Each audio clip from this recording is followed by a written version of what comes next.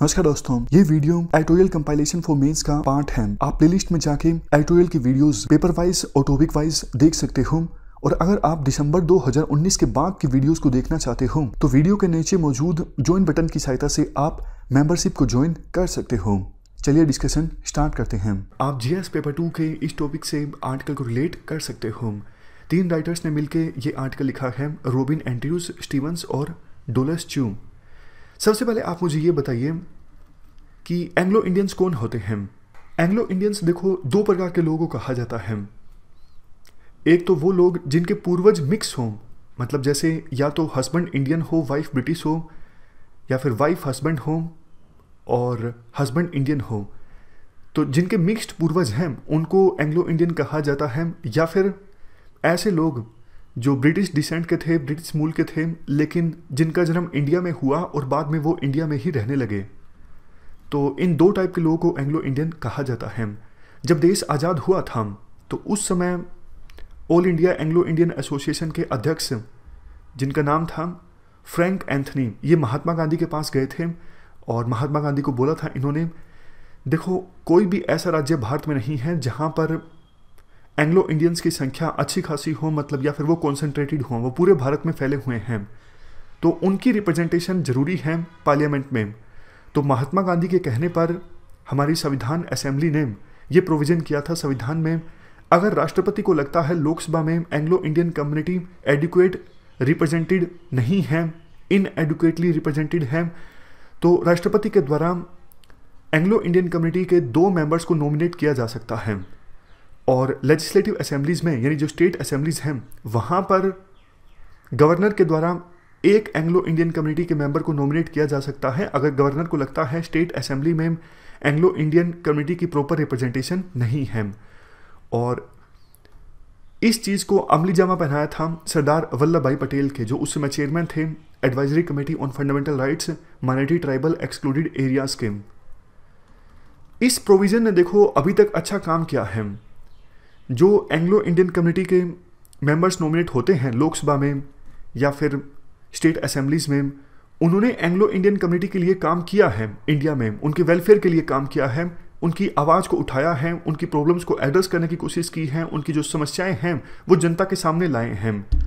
आमतौर पर देखो एंग्लो इंडियन कम्युनिटी के लोग हमारे देश में काफ़ी सारी प्रॉब्लम्स का सामना करते हैं, आइडेंटिटी क्राइसिस, एम्प्लॉयमेंट की कमी, एजुकेशनल बैकवर्डनेस, प्रॉपर फैसिलिटीज़ का अभाव और कल्चरल इरोजन। उनका जो कल्चर है वो इंटैक्ट नहीं रह पा रहा है।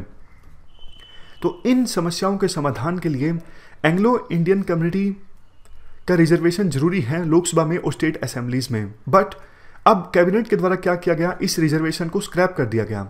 आर्टिकल में कहा जाता है जब देखो रिजर्वेशन को स्क्रैप किया जाता है तो ये एक बड़ा मसला होता है। पहले सरकार को कंसल्ट करना चाहिए था, प्रॉपर स्टडी होनी चाहिए थी, प्रॉपर स्टडी के बिना ही कैबिनेट ने ये डिसीजन लिया कि एंग्लो इंडियन कम्युनिटी को जो रिजर्वेशन देने का प्रोविज़न किया गया है उसे स्क्रैप कर दिया जाए।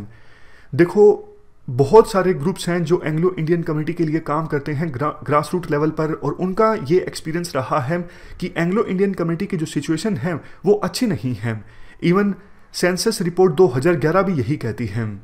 इसके अलावा देखो जो ये एंग्लो इंडियन कम्युनिटी के मेंबर्स नॉमिनेट होते हैं लोकसभा में या फिर स्टेट असेंबलीज में, ये नेशनल इंटरेस्ट की बात करते हैं, कम्युनल हेट्रेड के अगेंस्ट बात करते हैं, सोशल फैब्रिक मजबूत करने की दिशा में काम करते हैं, सद्भाव कायम करने की कोशिश करते हैं सोसाइटी में। और इसके साथ साथ जैसा हमने शुरुआत में डिस्कस किया, जो वल्नरेबल सेक्शन हैं उनकी आवाज़ को रिकॉग्नाइज किया जाता है और उठाया जाता है सरकार के सामने, मीडिया के सामने, एंग्लो इंडियन कम्युनिटी के नॉमिनेटेड मेंबर्स के द्वारा। तो इसलिए जो एंग्लो इंडियन कम्युनिटी के मेंबर्स को रिजर्वेशन प्राप्त था पहले, वो चलते रहना चाहिए और इसको स्क्रैप नहीं करना चाहिए सरकार को।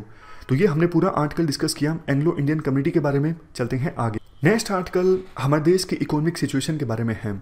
ये देखो एक इंटरव्यू है विवेक देब्रॉय के साथ। विवेक देब्रॉय अभी फिलहाल चेयरमैन हैं economic advisory council to prime minister Narendra Modi के।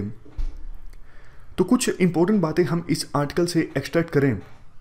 देखो कुछ एक्सपर्ट्स के द्वारा ये बोला जाता है कि हमारे देश में अभी जीएसटी रेट्स काफ़ी ज़्यादा हैं, एक सिंगल जीएसटी रेट होना चाहिए। तो इसके जवाब में विवेक देब्रॉय ये बोलते हैं कि देखो ये बात सही है, सिंगल जीएसटी रेट होना चाहिए, लेकिन आप सिंगल जीएसटी रेट कितना रखोगे? 15% रख सकते हो, 15-16%। सभी चीज़ों पे 15% टैक्स लगे तो फिर तो देखो गरीब लोगों को भी 15% टैक्स देना पड़ेगा, तो ये फिजिबल नहीं है। 5 की जगह लेकिन 3 जीएसटी रेट आप रख सकते हो। 3 जीएसटी रेट फिजिबल है, प्रैक्टिकल है और इसको रखा जा सकता है, लेकिन इसके लिए हमें कुछ आइटम्स को 12% से लेके 18% वाली स्लैब में लाना होगा और कुछ आइटम्स को 28% से वाली स्लैब से लाना होगा 18% वाली में, और 28% वाली जो स्लैब है इसे तो ख़त्म ही कर दो। 3 स्लैब्स होनी चाहिए। लेकिन देखो इकोनॉमी फिलहाल स्लो डाउन कर रही है और ऐसी सिचुएशन में 5 जो टैक्स रेट्स हैं उनको घटा के 3 करना ये एक आसान डिसीजन नहीं होगा इम्प्लीमेंट करना। एक बार इकोनॉमी पटरी पर आ जाए बाद में 3 जीएसटी रेट्स वाले फैसले को इम्प्लीमेंट किया जा सकता है। जीएसटी काउंसिल की तारीफ करते हुए विवेक देब्रॉय बोलते हैं कि देखो इवन बड़े बड़े जो देश हैं वहाँ पे भी जीएसटी काउंसिल ऐसी नहीं है जैसे इंडिया में है। इंडिया में जीएसटी काउंसिल में सभी स्टेट्स का रिप्रेजेंटेशन है, सेंट्रल गवर्नमेंट का रिप्रेजेंटेशन है, इसलिए जो भी फैसले लिए जाते हैं वो आफ्टर प्रॉपर कंसल्टेशन और डेलिब्रेशन के बाद ही लिए जाते हैं। ये पूछा जाता है इसके बाद विवेक देब्रॉय से, क्या इकोनॉमी स्लो डाउन कर रही है या फिर रिसेशन में है? तो विवेक देब्रॉय बोलते हैं देखो इन चीज़ों से क्या फ़र्क पड़ता है। बात यह है कि सरकार ने काफ़ी सारे स्टेप्स उठाए हैं इकोनॉमी को फिर से पटरी पर लाने के लिए, और उनका जो प्रभाव है वो धीरे धीरे देखने को मिलेगा। अगले क्वार्टर से हमारी जो इकोनॉमिक ग्रोथ रेट है वो आपको बढ़ी हुई दिखेगी। उसके बाद विवेक देब्रॉय ये बोलते हैं देखो स्ट्रक्चरल रिफॉर्म्स हमें लाने होंगे अगर हम लॉन्ग टर्म चैलेंजेस को एड्रेस करना चाहते हैं। कई स्ट्रक्चरल रिफॉर्म्स जो हैं वो तो देखो सालों सालों से पेंडिंग हैं, तो अभी आवश्यकता ये है लेबर रिफॉर्म्स, इंफ्रास्ट्रक्चर संबंधित रिफॉर्म्स, नेचुरल रिसोर्सेज संबंधित रिफॉर्म्स, ये सब रिफॉर्म्स हम लेके आए, इवन प्राइवेटाइजेशन संबंधित रिफॉर्म्स। बट सिर्फ देखो सेंट्रल गवर्नमेंट इन रिफॉर्म्स को लाने की दिशा में काम नहीं कर सकती, स्टेट गवर्नमेंट और सेंट्रल गवर्नमेंट्स को मिलकर काम करना होगा इन सभी क्षेत्रों में रिफॉर्म लाने के लिए। और वैसे देखो सभी फिस्कल स्टिमुलस की बात कर रहे हैं कि इकोनॉमी को बूस्ट किया जा सकता है फिस्कल स्टिमुलस की सहायता से। फिस्कल स्टिमुलस 2 प्रकार का देखो होता है, या तो सरकार टैक्स रेट को कम कर दे या फिर एक्सपेंडिचर बढ़ा दे। एक्सपेंडिचर ऑलरेडी गवर्नमेंट का काफ़ी ज़्यादा है और tax rate, corporate tax rate को कम कर दिया गया है, लेकिन इसका फ़ायदा एमएसएमई को नहीं हुआ है, और इसलिए सरकार ये डिसीजन ले सकती है कि जो पर्सनल इनकम टैक्स है उसे भी कम किया जाए। लेकिन जो स्टेट गवर्नमेंट्स हैं उनको भी तो अपना एक्सपेंडिचर इंक्रीज करना होगा ना, ये भी तो फिस्कल स्टिमुलस का हिस्सा है। सारी जो एक्सपेक्टेशंस हैं वो सेंट्रल गवर्नमेंट से की जाती हैं, स्टेट गवर्नमेंट से नहीं की जाती हैं। अगर इकोनॉमी स्लो डाउन कर रही हैं तो उनका भी ये दायित्व बनता है वो स्टेप्स लें इकोनॉमी को फिर से पटरी पर लाने के लिए। हमारा देश जो है वो फेडरल कंट्री है, तो इसमें सभी की जिम्मेदारी बनती है, सिर्फ सेंट्रल गवर्नमेंट की जिम्मेदारी नहीं है। सेंट्रल गवर्नमेंट पूरी तरह से सजग है अपनी जिम्मेदारी के प्रति और वो काम कर रही है इकोनॉमी को फिर से ट्रैक पर लाने के लिए। तो ये हमने पूरा आर्टिकल डिस्कस किया देश की इकोनॉमिक सिचुएशन से संबंधित। इस डिस्कशन में फिलहाल इतना ही है। Thank you very much for discussion.